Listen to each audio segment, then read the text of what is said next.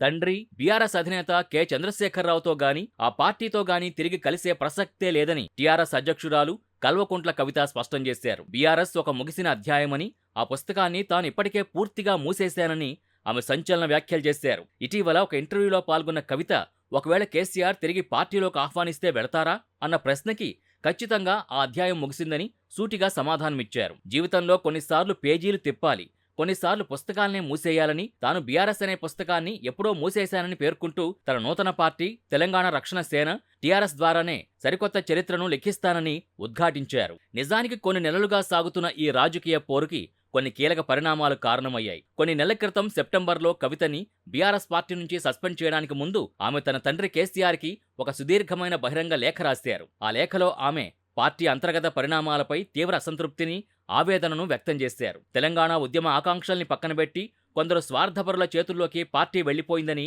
ఆరోపించారు. ఉద్యమకాలం నుంచి నమ్మకంగా పనిచేసిన నాయకుల్ని పక్కనబెట్టి కొత్తగా వచ్చిన వారికి పెద్దపీట వేయడం వల్లనే పార్టీ నష్టపోతోందని హెచ్చరించిన ఆ ఉద్వేగభరిత లేఖే చివరకు ఆమె సస్పెన్షన్కు దారితీసింది. హరీష్ రావు, జోగినపల్లి సంతోష్ కుమార్ తదితరులు కాళేశ్వరం ప్రాజెక్టు విషయంలో కేసీఆర్ ప్రతిష్టకు భంగం కలిగించారని, నిధుల దుర్వినియోగం వెనుక వీరి పాత్ర ఉందంటూ కవిత బహిరంగంగా ఆరోపణలు చేయడంతో పార్టీ కఠిన నిర్ణయం తీసుకుంది. పార్టీ నుంచి బయటకొచ్చిన తర్వాత కూడా ఆమె ఇతర నేతలపై తన విమర్శల దాడిని మరింత పెంచారు. కొంతమంది నేతలు కేసీఆర్ చుట్టూ ఒక కోటను నిర్మించుకుని అసలైన నాయకుల్ని ఆయనకు దూరం చేశారని విమర్శించారు. బీఆర్ఎస్ పాలనలో తనకు అనేక చేదు అనుభవాలు ఎదురయ్యాయని, సామాజిక న్యాయం, తెలంగాణ ఉద్యమకారుల గుర్తింపు వంటి హామీల్ని ఆ పార్టీ నెరవేర్చలేకపోయిందని, ప్రాంతీయ భావజాలం నుంచి వైదొలగడం వల్లే ప్రజలకు దూరమైందని అభిప్రాయపడ్డారు. కవిత చేసిన ఈ సంచలన ఆరోపణలపై బీఆర్ఎస్ శ్రేణుల నుంచి రివర్స్లో అంతే తీవ్ర స్థాయిలో తిరుగుదాడి జరిగింది. ఒకప్పుడు పార్టీలో అన్ని పదవుల్ని, అధికార భోగాల్ని అనుభవించి ఇప్పుడు పార్టీ కష్టకాలంలో ఉన్నప్పుడు ఇలాంటి వ్యాఖ్యలు చేయడం ఆమె స్వార్థ రాజకీయాలకు నిదర్శనమని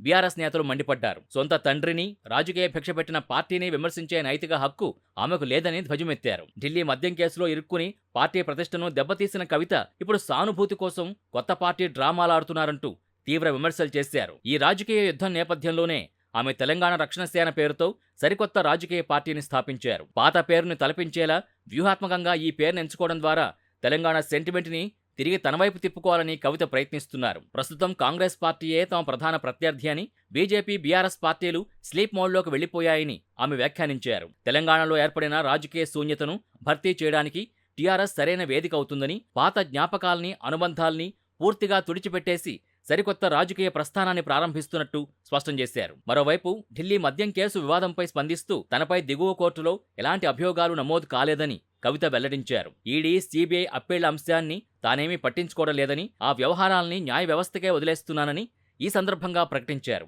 కేంద్ర దర్యాప్తు సంస్థలు వేసే అప్పీళ్లని ఎదుర్కోవడానికి న్యాయపరంగా సిద్ధంగా ఉన్నానని ధీమా వ్యక్తం చేశారు. కేసీఆర్ కుటుంబంలో, తెలంగాణ రాజకీయాల్లో బీఆర్ఎస్లో కలిసే ప్రసక్తే లేదన్న ఆమె నిర్ణయం, కొత్త పార్టీ స్థాపన ఇప్పుడు ఒక పెద్ద సంచలనంగా మారింది.